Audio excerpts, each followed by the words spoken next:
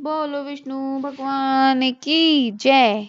कार्तिक माह महात्म्य का अध्याय 27। कृष्ण नाम का आसरा, कृष्ण नाम का ध्यान।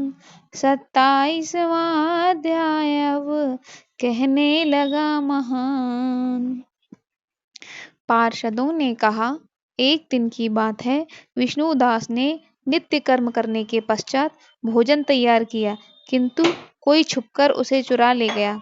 विष्णुदास ने देखा भोजन नहीं है, परंतु उन्होंने दोबारा भोजन नहीं बनाया, क्योंकि ऐसा करने पर सायंकाल की पूजा के लिए उन्हें अवकाश नहीं मिलता।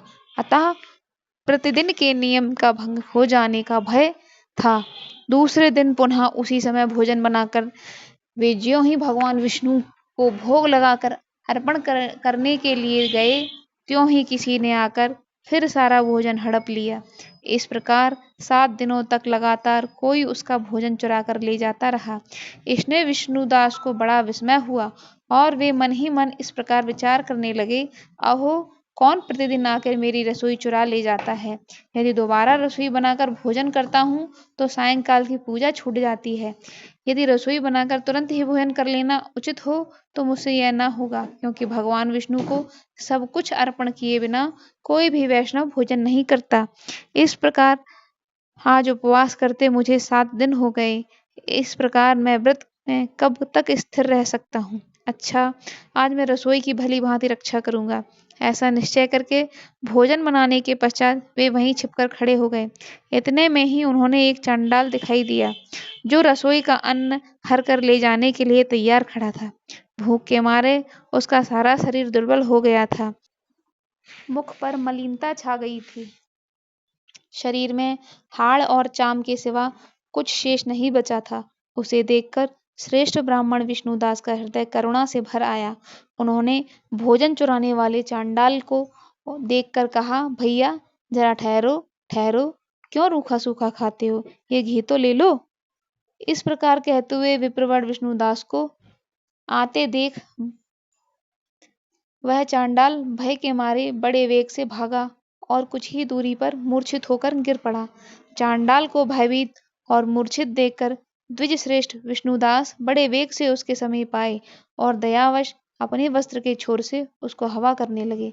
तदनंतर जब वह उठकर खड़ा हुआ, तब विष्णुदास ने देखा वहां चांडाल नहीं है, बल्कि साक्षात नारायण ही शंख चक्र और गदा धारण किए सामने उपस्थित हैं। अपने प्रभु को प्रत्यक्ष देखकर विष्णुदास सात्विक भावों से वशीभूत हो गए। वे स्तुति और नमस्कार करने में भी समर्थ न हो सके।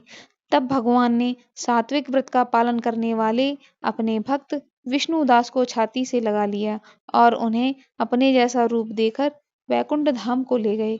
उस समय यज्ञ में दीक्षित हुए राजा चोल ने देखा विष्णुधाम एक श्रेष्ठ विमान पर बैठकर भगवान विष्णु के समीप जा रहे हैं।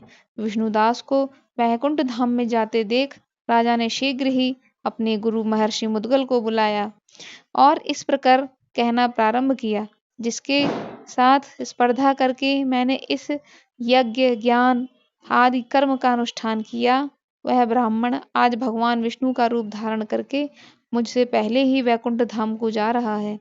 मैंने इस वैष्णव धाम में भली भांति दीक्षित होकर अग्नि में हवन किया और दान आदि के द्वारा ब्राह्मणों को मनोरथ पूर्ण किया, तथापि अभी तक भगवान विष्णु मुझ पर प्रसन्न नहीं हुए और इस विष्णुदास को केवल भक्ति के कारण ही श्री हरि ने प्रत्यक्ष दर्शन दिया है। अतः जान पड़ता है कि भगवान विष्णु केवल दान और यज्ञों से प्रसन्न नहीं होते, उन प्रभु का दर्शन कराने में भक्ति ही प्रधान कारण है। दोनों पार्षदों ने कहा, इस प्रकार राजा ने अपने भांजे को राज सिंहासन पर अभिषिक्त कर दिया। वे बचपन से ही यज्ञ की दीक्षा लेकर उसी में संलग्न रहते थे, इसलिए उन्हें कोई पुत्र नहीं था। यही कारण है कि उस देश में अब तक भांजे ही राज्य के उत्तराधिकारी होते हैं। भांजे को राज्य देकर राजा यज्ञशाला में गए और यज्ञ कुंड के सामने खड़े होकर भगवान विष्णु को संबोधित करते हुए 3 बार उच्च स्वर से निम्नांकित वचन बोले, भगवान विष्णु, आप मुझे मन वाणी शरीर और क्रिया द्वारा होने वाली अविचल भक्ति प्रदान कीजिए। इस प्रकार कहकर वे सबके देखते देखते अग्निकुंड में कूद पड़े।